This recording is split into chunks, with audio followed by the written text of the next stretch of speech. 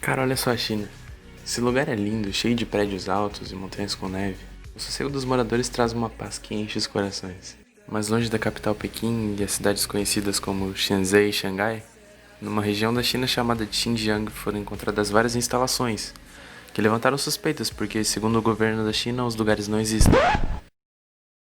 Inicialmente, fotos de satélites da área só mostravam o deserto e algumas evidências de que obras se iniciariam ali. Nada fora do comum, mas dia 22 de abril de 2018, novas fotos de satélites mostram que, do dia para a noite, uma estrutura enorme estava ali. Do alto elas quase se parecem como fábricas ou até escolas, mas olhem mais de perto. Essa construção é enorme. E além disso tem esses muros altos. Se olhar mais de perto ainda vai ver que esses muros são vigiados por guaritas. Quase como de prisões. Dentro dessas prisões o governo chinês está prendendo mais de 1 milhão de uigurs, minoria muçulmana da China.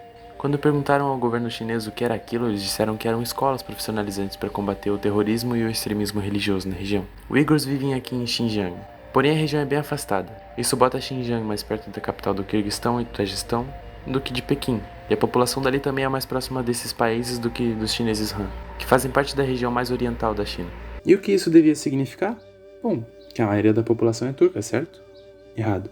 E eu te digo por quê. No começo dos anos 1900, a maioria da população de Xinjiang era de Uigurs, que é como são chamadas as pessoas dali.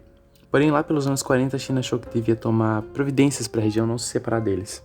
Porque isso já havia ocorrido 2 vezes antes, em 33, mas foi tomado de novo pelos militares menos de um ano depois, e em 43 a Rússia se meteu e fez um bagulho chamado República Turca do Leste. E aí a China ficou com o cu na mão. Aí em 49 ela virou comunista também e a Rússia desfez a parada toda. Bora voltar pro motivo da população não ser de maioria turca. Lá pelos anos 50 a China estava com bastante medo deles se separarem de novo, porque Xinjiang representa mais de 40% da reserva de carvão da China e mais de 20% da reserva de Petróleo e gasolina. Aí eles começaram a encorajar que os chineses Han se mudassem para Xinjiang. E a população de Xinjiang, que em 45 era de mais de 82% de Uigurs e só 6% chineses Han, se tornou em 2008 46% Uigurs e 39% chineses Han. E aí, conforme o tempo passou, os chineses Han começaram a tomar os empregos mais rentáveis da região, deixando os Uigurs em sua maioria trabalhando em campos de plantação de arroz e em outros empregos de baixa rentabilidade. Em 2009, os Uigurs começaram a fazer protestos contra a discriminação que estava acontecendo com eles, e os protestos não foram muito bem. Deu muita porradaria e ficou bem mal visto. E ficou por isso mesmo. Aí em 2013, Xinjiang ficou mais importante ainda para a China, porque o país fez o projeto Belt and Road, um investimento de $1 trilhão em fios de fibra ótica, ferrovias e linhas de canos de gás. E o objetivo desse investimento era dar um boost na influência econômica da China, fazendo ser mais fácil de comercializar com a China. Se você colocar esses projetos no mapa, vai ver que várias dessas linhas passam por Xinjiang, fazendo do lugar um importante trajeto comercial para a economia da China. Então a China precisava ter certeza que Xinjiang permaneceria em segurança nas mãos da China. E para fazer isso, a China arrumou meios de fazer com que os uigurs fossem vistos mais e mais como uma ameaça cultural, social, terrorista e extremista. Em 2016 e 2017, o país lançou uma série de políticas de desextremificação apontada para muçulmanos, como banindo barba longa e a roupa das mulheres muçulmanas, a burca.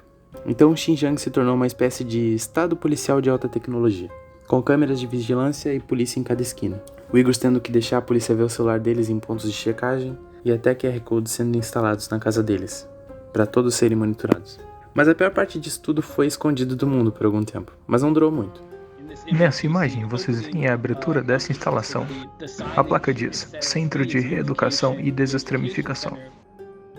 No fim de 2017, começaram a construir esses campos de grande escala, e o principal propósito deles era de prender esses muçulmanos que a China tinha medo que fossem causadores de movimentos separatistas. O problema é que 99% dessas pessoas não fez nada de ruim, e a China usa como desculpa a cultura deles, para dizer que são terroristas, quando na verdade, em sua maioria, são mães e pais de família assustados. Mas foi quando uigurs que foram detidos nesses campos começaram a falar que fotos da parte de dentro desses campos começaram a entrar em foco internacional. Eles são forçados a memorizar e recitar a propaganda comunista da China todos os dias. Eles são constantemente forçados a criticar suas próprias crenças islâmicas e culturas e crenças de seus colegas de cela. We had to sing songs hailing the Communist Party. We had to repeat in Chinese, "Long live Xi Jinping." Houveram denúncias de tortura e até morte. 3 guards surrounded me and abused me. Each time I was electrocuted, my whole body would shake. Então tem essa coisa toda de lavagem cerebral, em tentar excluir tudo que você acredita. Como eu já disse de início, a China negou a existência desses campos, mas ativistas, repórteres e acadêmicos no mundo todo lutam para provar a existência desse tipo de crueldade racial. Uma galera, muita gente, no mundo inteiro vasculha a internet em busca de provas e mais provas desse tipo de coisa envolvendo esse escândalo. Muitas evidências são importantes, como essas fotos que mostram o crescimento desse campo perto da cidade de Dabansheng. Mas nada é mais importante no momento que essa prova, com a placa dizendo exatamente o que a instalação é e como o governo a chama. Aí recentemente, quando muita gente importante começou a massacrar a China com pilhas e mais pilhas de provas e depoimentos, a China mudou a história deles. Pelo menos um pouco.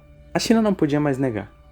Então eles começaram a admitir que esses lugares existiam, mas foram mentindo em seu favor, e dizendo que eram meramente escolas profissionalizantes para potencialmente terroristas e criminosos e coisas do tipo.